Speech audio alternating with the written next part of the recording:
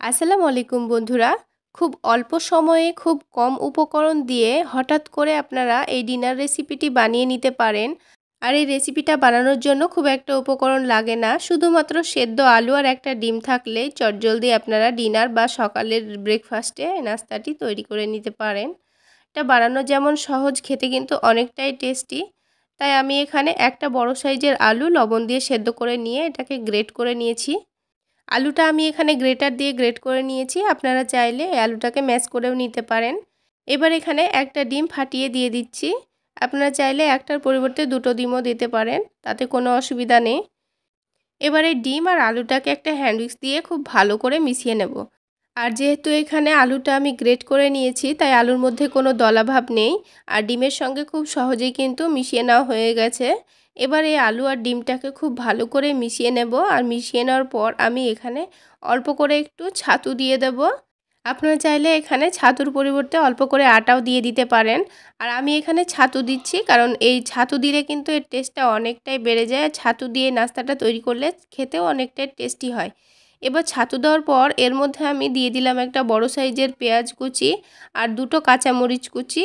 এবার স্বাদ অনুযায়ী দিয়ে দিয়েছি লবণ, আর দিয়ে দেব অল্প করে চিনি, আর সবশেষে দিয়ে দেব একটু গোটা জিরা।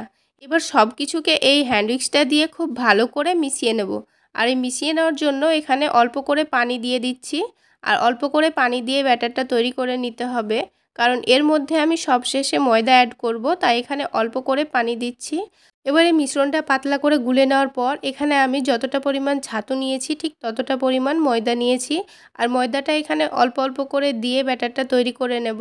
ময়দাটা কিন্তু একেবারে আমি দিয়ে দিইনি, অল্প করে ময়দা দিয়েছি আর এই মিশ্রণের সঙ্গে খুব ভালো করে মিশিয়ে নিয়েছি। এই নাস্তার টেস্টটা একটু বাড়িয়ে নেওয়ার জন্য এখানে আমি ছাতু ব্যবহার করেছি। তবে আপনাদের হাতের কাছে যদি ছাতু না থাকে তাহলে আটা ময়দা দুটোই ব্যবহার করতে পারেন, কিংবা শুধুমাত্র ময়দা দিয়েও এটা করে নিলেও হবে। তবে আপনারা যদি চান এটা বাচ্চাদের জন্য একটু হেলদিভাবে তৈরি করব, সেক্ষেত্রে এখানে ময়দাটা স্কিপ করে আটা দিয়ে এই নাস্তাটি তৈরি করে নেবেন।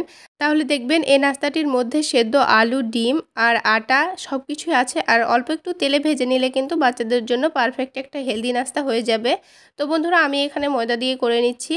তো বন্ধুরা, এখানে আমার ব্যাটারটাও রেডি হয়ে গেছে। আমি আপনাদের চামচ দিয়ে দেখিয়ে দিচ্ছি এর কনসিস্টেন্সিটা কেমন হয়েছে। ঠিক এইরকমই ঘনভাবে এই ব্যাটারটা তৈরি করে নিতে হবে। এবারে নাস্তাগুলো ভেজে নেব, সেই জন্য একটা প্যানের মধ্যে অল্প করে তেল দিয়ে তেলটা হালকা গরম করে নিয়ে 1 চামচ ব্যাটারে তেলের মধ্যে দিয়ে দেব। তারপর এই চামচটা দিয়ে খুব ভালো করে চারিদিকটা ছড়িয়ে পাতলা করে নিচ্ছি। এবার এইভাবে 1 মিনিট লো আঁচে এটাকে ভেজে নেওয়ার পর যখন একদিকটা খুব ভালোভাবে গোল্ডেন ব্রাউনভাবে ভেজে নেওয়া হয়ে যাবে, তখন উল্টিয়ে এটাকে অপর দিকটাও খুব ভালো করে ভেজে নেব।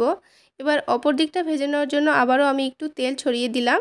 যেহেতু এই নাস্তাটির মধ্যে সেদ্ধ আলু আর ছাতু দেওয়া আছে, তাই এই নাস্তাটি অনেকটাই সফট এবং নরম, আর খেতেও কিন্তু দারুণ হয়।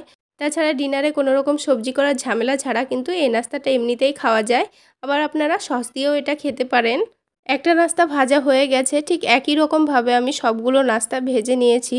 তো বন্ধুরা, আজকের এই নাস্তা রেসিপি কেমন লাগলো অবশ্যই কমেন্ট সেকশানে জানাতে ভুলবেন না। আর ভালো লাগলে একটা লাইক শেয়ার করে দেবেন। সেই সাথে আমার এই রেসিপিগুলো যদি ফেসবুক পেজ থেকে দেখে থাকেন তাহলে পেজটিকে ফলো করে দেবেন। আর ইউটিউব চ্যানেল থেকে দেখে থাকলে চ্যানেলটি সাবস্ক্রাইব করে আমার পাশেই থাকবেন আশা করছি। তাহলে আজকে এই পর্যন্তই। সকলে অনেক বেশি ভালো থাকবেন, সুস্থ থাকবেন।